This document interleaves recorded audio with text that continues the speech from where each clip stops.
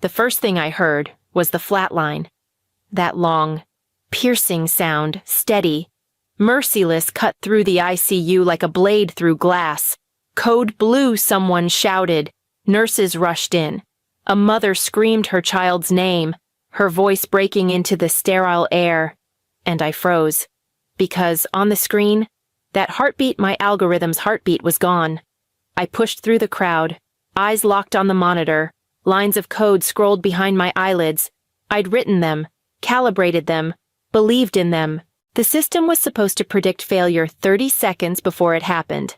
That's why hospitals paid millions for it.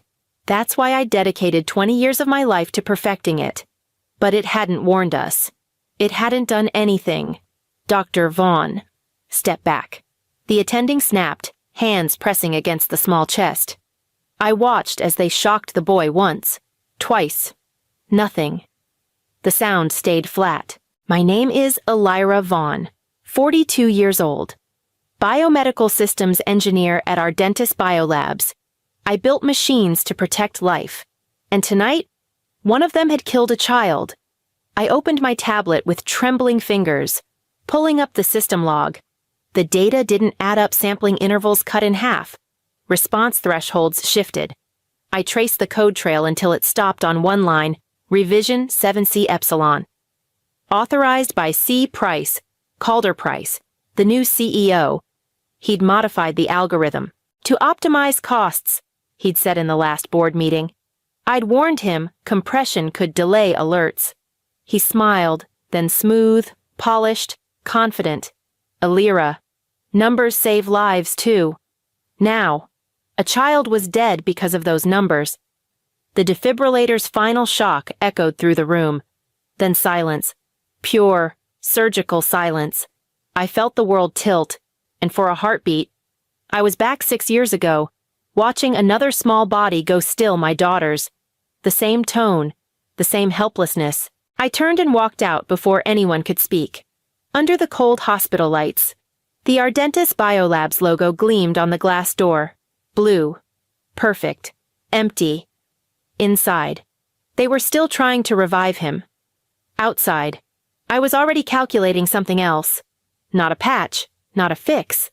A reckoning. By morning, the headlines had already chosen their villain. Ardentis engineer error causes tragic death in clinical trial. System architect suspended pending review.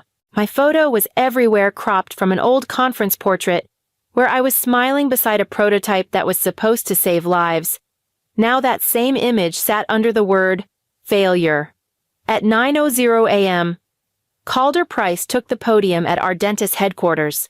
Cameras clicked like insects. He wore the same calm charm that had once made investors adore him. This was a systems oversight, he said, voice smooth as steel. We're deeply saddened by the incident, and we are taking swift action to ensure accountability. He never said my name, but he didn't need to. The pause, the look at the front row, it was enough. I watched the live stream from my office, blinds half closed, my badge still clipped to my collar. Every sentence from him was a knife dressed as sympathy. She was one of our earliest engineers, dedicated, yes, but resistant to modernization. The room murmured, resistant, outdated, disposable. When it ended, an email arrived: administrative suspension, effective immediately. No salutation, no explanation, just the signature block of human resources. I sat still for a while, the silence pressing against my chest harder than the noise outside. Then I took off my badge. It felt heavier than metal, like 20 years of purpose condensed into a single square of plastic. That evening, I drove past the hospital lights until the city fell behind me. The cemetery was quiet, washed silver under a thin layer of fog. I found her stone easily. I always did. Elira Vaughn, 2016 to 2020. Beloved daughter. Heartbeat eternal. I knelt, tracing her name with my thumb. My reflection trembled in the polished marble. From my coat pocket, I took the badge, the one that no longer opened any doors, and laid it beneath her name. I thought I was done fighting. I whispered, The air carried my words into the stillness. Maybe I just began. The wind shifted, brushing my hair across my face. Somewhere far behind me, the Ardentis Tower still glowed against the night. But I wasn't going back there. Not yet. Not like this. The office smelled of paper and dust, the kind of quiet that used to mean safety. I hadn't been back since my suspension, but Sabine Arlo insisted we meet there, after hours. She was already waiting when I arrived, her gray coat draped over the chair, a folder open on my desk. Sabine had been Ardentis's financial advisor for years, sharp, unshakable, the kind of woman who never wasted a word. Tonight, though, her eyes carried something else. Urgency. "Elira," she said softly, closing the folder. "Before you say anything, you need to see this." I sat. The glow from the single desk lamp painting shadows across the room. Sabine spread out a series of printed ledgers, foundation statements, and transfer logs, each stamped with different names, none of them mine. "These trusts," she explained, tapping the first page, "were established over the last 20 years, each under a separate research initiative you funded. You remember the Pediatric Diagnostics Fund, the Neural Imaging Pilot. All those little grants you reinvested into Ardentis subsidiaries?" I nodded slowly. "They were meant to protect the projects from budget cuts." She looked at me steadily. "They did more than that." Sabine connected the pages in a slow arc, each one leading to the next, until all of them pointed to a central line item, Elira Biomedical Trust. The trusts cross-own one another, layered voting rights, embedded through the holding network. Together, they control 75% of Ardentis Biolab's active voting shares. I blinked. "That's impossible." Her lips curved faintly. "You didn't just invest in ideas, Elira. You bought control piece by piece." The room went still. Outside, a distant siren faded into the night. My heart beat once, slow and certain. For years, I had tried to protect this company from the inside patch by patch, meeting by meeting, believing that reason could save it. But numbers, it seemed, could do what words never could. I looked down at the papers, the signatures, the invisible structure that had grown beneath us all this time. "Then," I said quietly, "let's remind them what control is for." Sabine didn't answer. She just nodded and turned off the light. The email arrived at 2:04 a.m. Subject line termination notice. Effective immediately. No greeting, no explanation. Just 4 paragraphs of legal phrasing wrapped in corporate indifference. I read it twice. Then I closed my laptop and stared into the dark, listening to the quiet rhythm of my own heartbeat. It didn't race. It didn't break. It simply steadied. By sunrise, the city was still half asleep, lights flickering in glass towers like tired sentinels. I dressed as I always did, navy blazer, plain blouse, hair tied back. Not armor, not defiance, just habit. When I reached Ardentis, the lobby guard hesitated before scanning my badge. The red light blinked. Access denied. I smiled faintly and signed the visitor log instead. Calder Price was waiting in his corner office, all sunlight and arrogance. The skyline framed him like a portrait of ambition. He gestured toward the chair opposite his desk. "Elira," he said, tones smooth as polished metal. "I know this is unpleasant, but after what happened, the board needs someone who can move the company forward. It's nothing personal." I picked up the termination folder, the Ardentis logo embossed in gold. The irony wasn't lost on me. My signature had once approved that design meant to symbolize unity and integrity. "It's nothing personal," he repeated, as if the phrase could soften betrayal. I met his gaze, steady and quiet. "Neither is what's coming." For a moment, the mask slipped. He blinked, uncertain whether I'd threatened him or thanked him. I didn't clarify. I signed the papers with a slow, deliberate stroke, then placed the pen neatly on his desk. As I stood to leave, His assistant appeared at the door, her expression carefully neutral. "Security will escort you out." "Unnecessary," I said, already walking past. In the elevator, the mirrored walls reflected a woman who looked calm, composed, perhaps even free. The badge was gone, the office behind me, but somewhere beneath the surface, an entire structure of hidden ownership had already begun to shift. Calder thought he'd ended my career. He'd just activated my control. The Ardentis building looked different from the outside, colder, taller, like a machine that had forgotten what it was built for. Sabine and I worked from my old laptop in her downtown office, where the only light came from a single desk lamp and the glow of spreadsheets. For 3 nights, we traced numbers through hidden ledgers and encrypted transfers. Calder's signature was everywhere, buried beneath layers of reallocation forms and corporate jargon.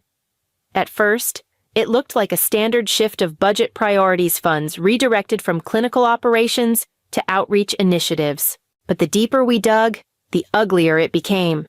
Patient care grants had been drained to fund marketing events, lavish investor galas, luxury partnerships, even a private sponsorship deal under Calder's name. And then there were the trade's quiet purchases of a rival company's stock right before their merger announcement. Sabine leaned back, rubbing her temples. "He's been bleeding the ethics programs dry," she said, reallocating safety budgets while pretending to expand research. I scrolled further. "This transfer," I murmured, highlighting a timestamp. 72 hours before the child's death. He redirected the alert monitoring funds to finance an investor campaign. The realization sat between us like a weight. Sabine exhaled slowly. "Do you want revenge, Elira?" Her question hung in the air. I looked at the column of numbers, each one a life reduced to profit, each decimal a pulse that might have been saved. "No," I said quietly. "I want accountability." She nodded once, understanding the difference. Revenge is emotional, accountability is structural, and structures were what I built best. We organized the data into a hidden ledger, dates, signatures, transfers all traceable back to Calder. Sabine would handle the legal chain. I would handle the vote. By dawn, the city outside began to glow pale and uncertain. I closed the final file, sealing months of deceit into a folder labeled Restoration. In the silence that followed, Sabine poured 2 cups of coffee. Her voice was calm, almost resigned. "Then it's time," she said. "When law fails," I replied, watching the light catch the rim of my cup. "The vote must speak." The office was silent except for the faint hum of the computer fans. Outside, dawn stretched across the skyline, washing the glass towers in muted gold. Sabine sat at her desk, sleeves rolled up, glasses low on her nose, fingers moving with the precision of a surgeon. We had been at this for hours, verifying, linking, and finalizing the activation of the trusts. Each transfer required authentication codes buried in archives I'd long forgotten existed. My initials, her countersignatures, digital seals from foundations I'd built in better years, all converging here, in this small room, to correct what had gone wrong. "Last key," Sabine said softly. Her hand hovered over the keyboard. "Once this executes, there's no reverting. The trusts become live entities. Their voting rights consolidate under your authorization." I nodded. "Do it." She pressed enter. The monitor blinked once, then again. A progress bar crawled across the screen. We both held our breath as the system processed each linked fund, every fractional share gathered from decades of quiet investment. Then the final confirmation appeared simple. Clean, undeniable voting power, 75%. For a moment, I couldn't speak. The numbers pulsed on the screen like a heartbeat steady. Absolute. Sabine turned toward me, her expression unreadable. "It's done," she said. I exhaled slowly, feeling neither victory nor relief. Just gravity. Power had never been my goal. I'd spent years trying to build systems that saved lives, not empires. But somewhere along the way, power had become the only language left to make integrity heard. I closed my laptop and stood by the window. The city moved quietly below, unaware that Ardentis Biolabs, the empire that had humiliated me, that had buried truth under profit, was now mine to command. Power doesn't heal, I said, quietly. Purpose does. Sabine met my gaze, her voice even. Then let's make sure this one heals. She began drafting the notice for an emergency board session. The cursor blinked like a signal flare steady. Waiting. The balance had shifted. The system was rewriting itself. And for the first time in years, the pulse of Ardentis was in my hands again. The ballroom glittered with money and pretense. Giant screens looped Ardentis's new slogan, AI for Humanity, while waiters moved through the crowd with glasses of champagne. Investors smiled, cameras flashed, and Calder Price stood center stage beneath a halo of light, every inch the visionary he imagined himself to be. And with this new diagnostic suite, he declared, voice smooth and rehearsed, we are redefining the boundary between innovation and compassion. The audience applauded on cue, from the back of the room.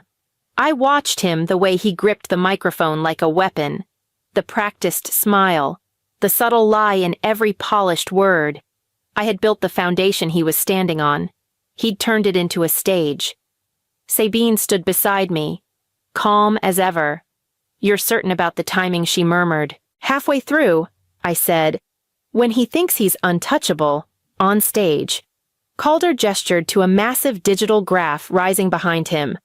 Growth is proof of impact, he said proudly, and our investors will always be at the heart of that mission. That was my cue. The room shifted as I stepped forward, heels striking the marble floor, sound cutting clean through the applause. The lights followed instinctively, finding me at the aisle's end.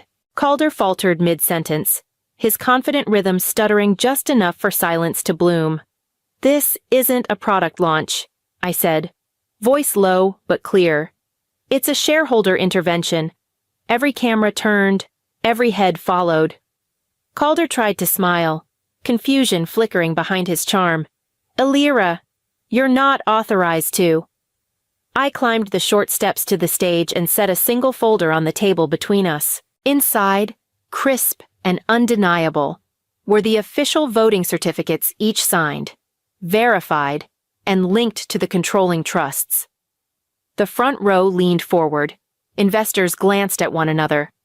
The large screen behind us flickered, then displayed the update Sabine had triggered remotely. Voting power 75% Vaughn. E. The air thickened. Calder's face lost its color. I looked out over the crowd, my voice steady. The age of performance is over, I said. Reality begins now. And with that, the show ended. The boardroom was silent except for the faint hum of the ventilation system. Morning light filtered through the glass walls, slicing the polished table into sharp reflections. Calder sat at the head, jaw tight, eyes fixed on the folder in front of him. Sabine stood behind me, hands clasped loosely, a silent pillar of composure. Let's begin, I said. The screen behind me flickered to life. Line after line of data filled the wall. Transfer logs, signed authorizations, encrypted emails unsealed under audit order. Each slide told the same story. Falsified trial results, patient data erased, federal research funds funneled into private accounts. The numbers spoke louder than any accusation could. This is impossible, Calder said finally, forcing a laugh. You're fabricating. I clicked again. The next slide showed his authorization codes, timestamp transfers, and bank confirmations. His voice broke mid-word. These, I said evenly, are not fabrications. They're the company's own records. One of the board members, a man who had once worshipped Calder's efficiency, cleared his throat. The misappropriations from the patient care division alone exceed 40 million, he murmured. Another member leaned forward. And the falsified clinical outcomes, how many deaths were hidden? 3 confirmed, I said quietly. Possibly more. The room went still. Even Calder's usual smirk collapsed into silence.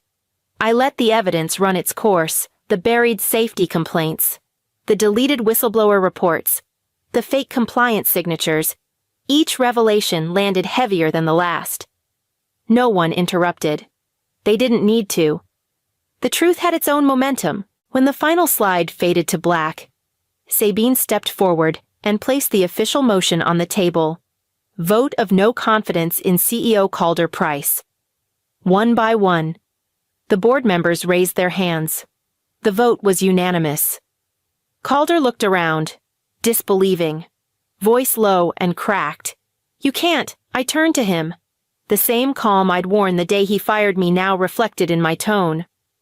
"You're fired." Calder. The words landed clean, deliberate, precisely as he once delivered them to me. For a long moment, he just stared. Then the silence swallowed him whole. By the next morning, every major outlet had the story. CEO Calder Price ousted after internal scandal. Federal inquiry opens into Ardentis Biolabs. Engineer behind company's breakthrough. Holds majority control.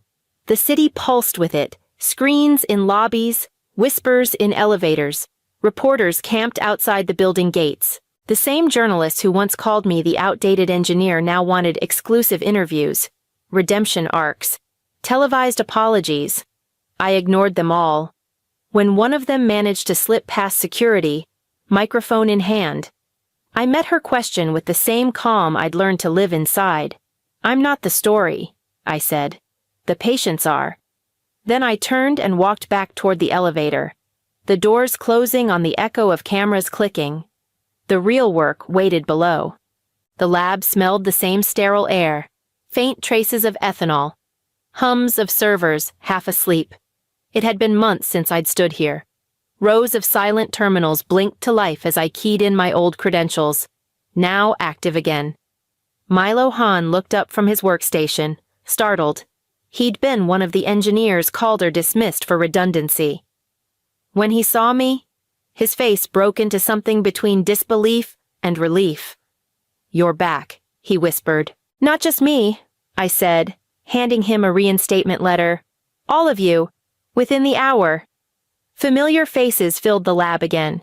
Researchers, analysts, people who had refused to falsify data and paid the price for integrity.